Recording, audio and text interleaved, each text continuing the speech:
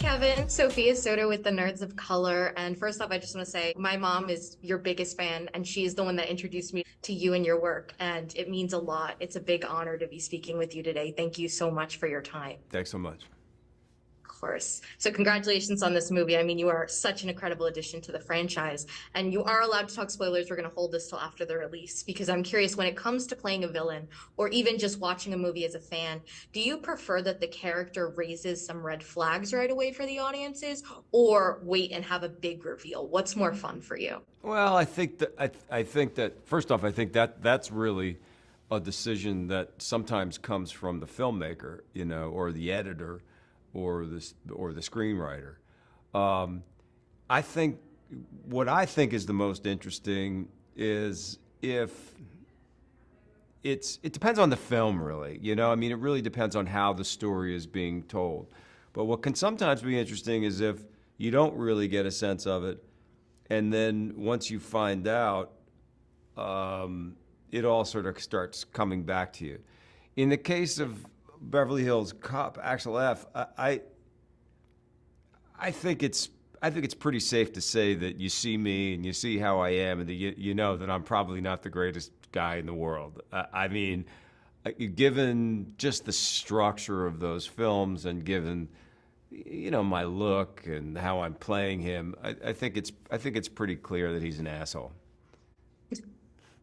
Which is so hard because everyone loves you. So we're all just like, but you did an amazing job as the villain. So you obviously have some really beloved films that mean a lot to people. I'm sure you hear that from fans all the time. How do you think your experience in that regard kind of prepared you or affected your approach to joining a franchise as beloved as Beverly Hills Cop?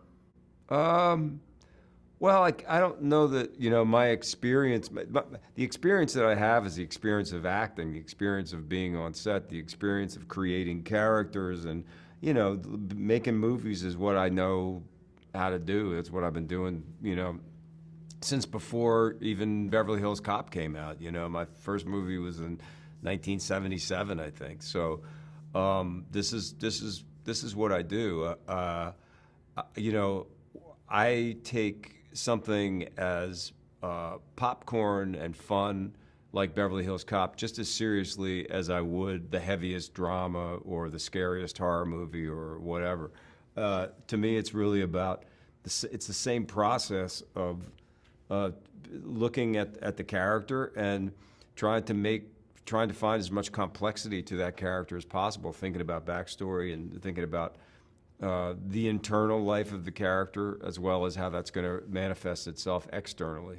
Did you get to take anything fun with you from set after you wrapped? I imagine this was an experience that was so cool, and I feel like if I was an actor, I'd be pulling stuff No, every moment I could. no. You know, it's funny. I'm not a I'm not a saver. Like, I don't really save things. I've heard that people like to, you know, take an article of clothing or their props, or, you know, I really don't. I'm